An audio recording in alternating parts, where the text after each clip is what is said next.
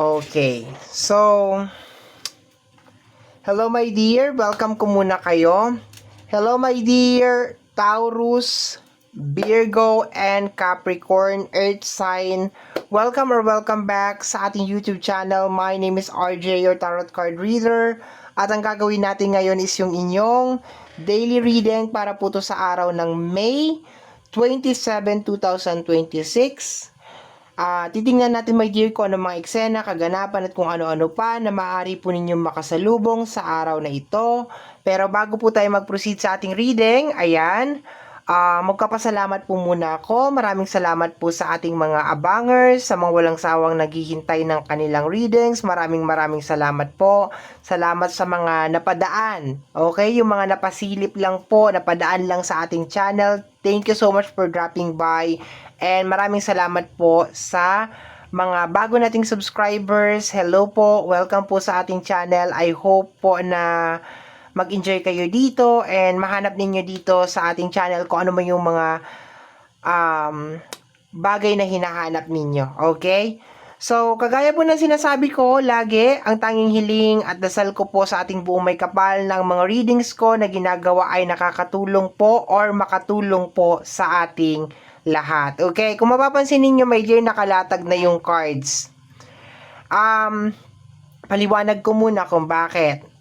So, nireading ko to kanina, pero ang dami kong ibig sabihin parang hindi ko siya maipaliwanag ng maigi. Okay. In-spread ko siya, naka-record na, and then natapos ko naman yung video, and then sabi ko, bago ko i-upload, papanoorin ko muna. So, pinanood ko muna yung video. Okay. Kasi itong reading na to, my dear, is maselan to. As in, napakaselan nito, my dear. And dapat lahat ng sasabihin ko dito is, of course, connected sa reading, pero at the same time, wala din ako nasasagasaan na ibang tao. Okay? Kasi, basta, dapat wala ako nasasagasaan na ibang tao. Okay. So, nag-start tayo kaya nag-decide ako, my dear, na sabi ko, uulitin ko na lang. Bahala na, ulitin ko siya. Kasi, marami ako nasabi doon sa unang video na dapat hindi ko sinasabi. Okay, let's go. Focus na tayo sa reading. Okay. Inhale, exhale muna tayo.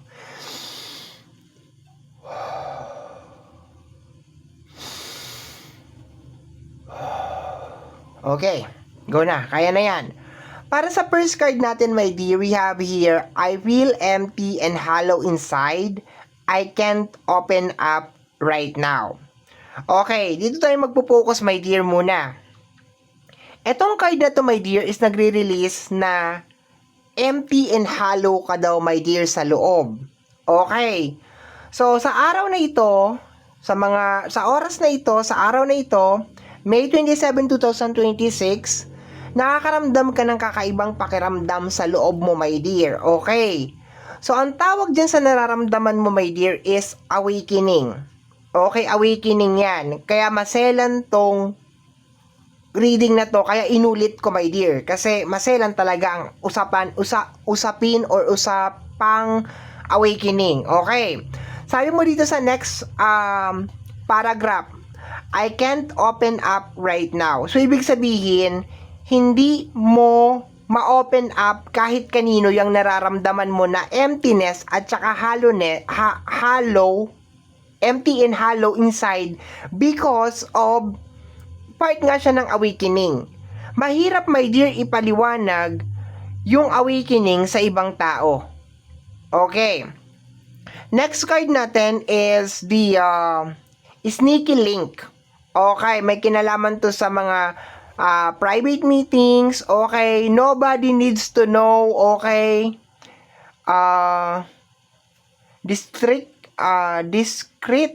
intimacy. Okay, basta may mga kinalaman sa lihim, sikreto. Okay, so kung ano man yang na-discover mo, my dear, o yung tinatawag na awakening ngayong araw na to is may kinalaman sa something na sikreto. Okay. Anong sikreto to? Meron ka ditong energy ng 6 of Cups naka-reverse. Ang 6 of Cups is may kinalaman sa nakaraan. Okay, may kinalaman sa past. So, Doon muna tayo mag-focus sa awakening. Mamaya ko nasasabihin yung ibang message na nakuha ko. So, meron kang 5 of Wands na naka-reverse, okay? So, ibig sabihin, nawawala na yung conflict. Kasi pag naka-upright to, may conflict. Ibig sabihin, may gumugulo, may tension, may something, okay? Naka-reverse siya, ibig sabihin, nawawala na yung conflict, okay? World card is happy ending, okay? This is an completion, happy ending, okay? Pag naka-upright ang 6 of Cups, ibig sabihin you're connected sa nakaraan. Ibig sabihin, like, the energy of the past is like there. Nandun siya, present talaga siya, my dear. Like, bumabalik ka sa nakaraan. Kaso, dahil sa nakaganito siya, let us just say na parang hindi ka connected or parang hindi nagmamatch yung dalawang line. So, kung ano tong na-discover mo, kung ano tong nalaman mo, my dear, is may kinalaman to sa nakaraan na medyo may tension na nangyayari. Okay. Meron ka ditong energy ng the daily to-do list.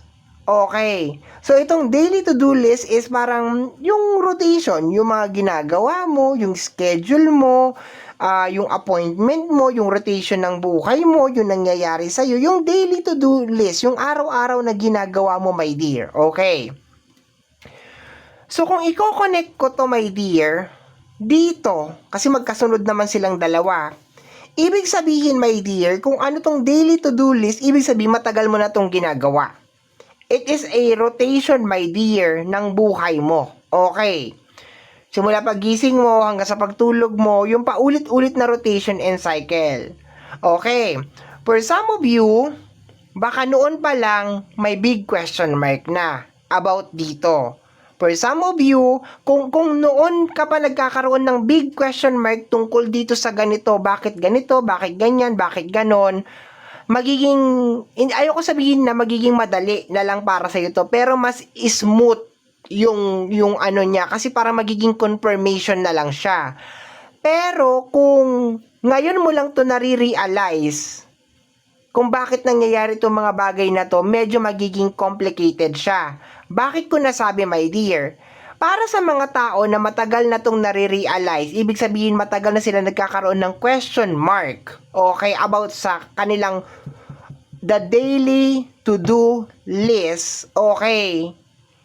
Yung mga tao na matagal na merong question mark, ang nangyayari kasi is yung ibang naka-attach sa kanila, natanggal na nila.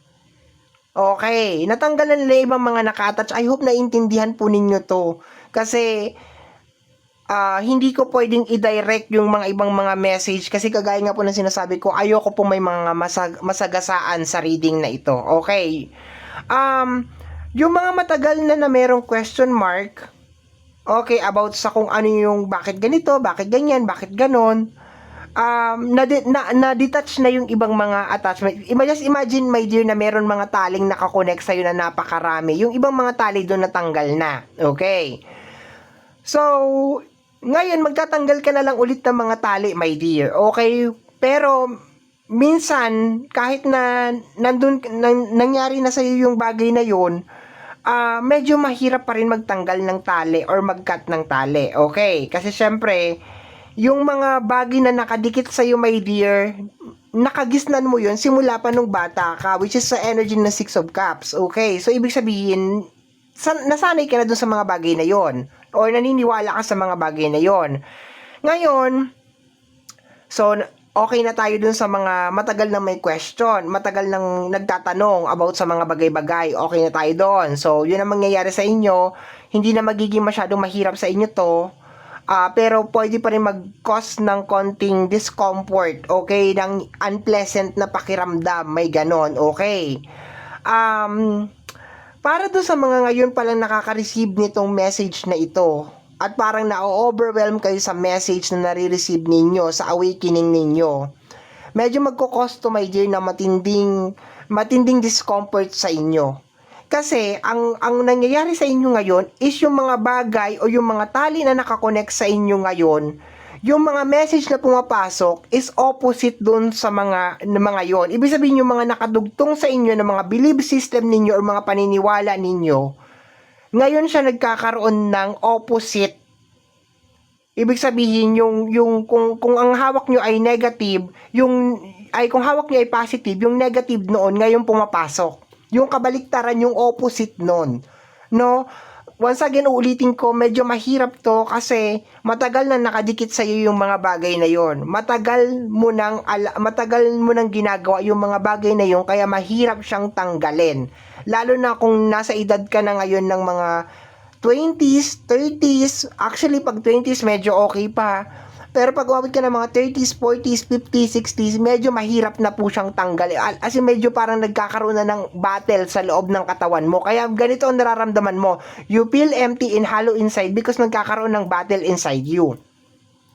So, naintindihan po ba? And hindi mo siya masasabi sa ibang tao kasi baka pag sinabi mo sa ibang tao, baka sabihin sa'yo na babaliw ka.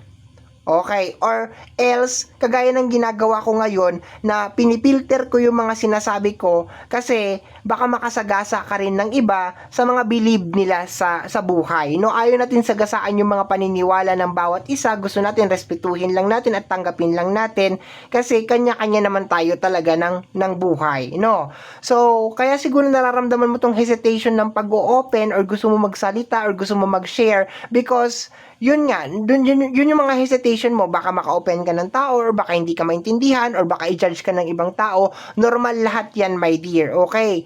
Yung masasabi ko lang sa'yo, my dear, is kunin mo kung ano yung sa tingin mo na makakatulong sa'yo, sa buhay mo. Hindi sa ibang tao, kung hindi kung ano yung makakatulong sa'yo. And kung ano yung magiging beneficial para sa'yo, yun ang kunin mo kahit opposite pa yon ng mga bagay na nakagisnan mo. I hope naiintindihan po. Kaya ko to inulit kasi kanina, napaka-direct ko dun sa mga sinasabi ko and ang dami kong nasagasaan doon sa sinabi ko. And, yun, mali po yung ganon. Okay? So, I hope na nauunawaan po ninyo yung sinasabi ko ngayon na kung ano yung nangyayari sa'yo is a form of awakening and you need to be gentle with yourself and do some research, okay? Magdo ka ng research, okay? Based sa awakening na nare-receive mo as of this moment. Pero isa lang ang sinasabi ng card dito, na kung ano yung awakening na nare-receive mo ngayon, yan yung sagot na matagal mo nang hinahanap. Okay, yan yung sagot na matagal mo nang hinahanap, my dear. And there's a tendency, my dear, na yung sagot na yan, yung awakening na yan, yan ang bubuo sa'yo para makarating ka doon, o yan ang magiging katuwang mo. Okay, para maabot mo yung mga dapat mong maabot. Okay? Uy! Okay. So, my dear, pasensya na ha, kasi hindi nyo na nakita yung paglalatag. Kailangan ko talaga siyang ulitin, my dear, kasi ayoko talagang mag-cause ng tensyon, ng gulo, ng away. So, I hope nauunawaan po ninyo yun, ha? At least, in-upload ko pa rin ito sa abot talaga ng aking makakaya, ha? And sinubukan ko siyang i-explain sa abot talaga din ng aking makakaya, okay? So, my dear Earth sign, Taurus, Virgo, and Capricorn, ito ang nasagap natin para sa araw na ito, May 27, 2026. Wow! Okay, yun ang masasabi ko lang dito. Wow! First time in 6 years na nakapag-reading ako ng ganito ka-powerful na reading. Okay. So, my dear, kagaya po na sinasabi ko sa bandang unahan ng ating video, ang tanging hiling at dasal ko po sa ating buong may kapal na ang mga readings na ginagawa ko ay nakakatulong po sa ating lahat. Maraming salamat po. Thank you, my dear, and take care of yourself.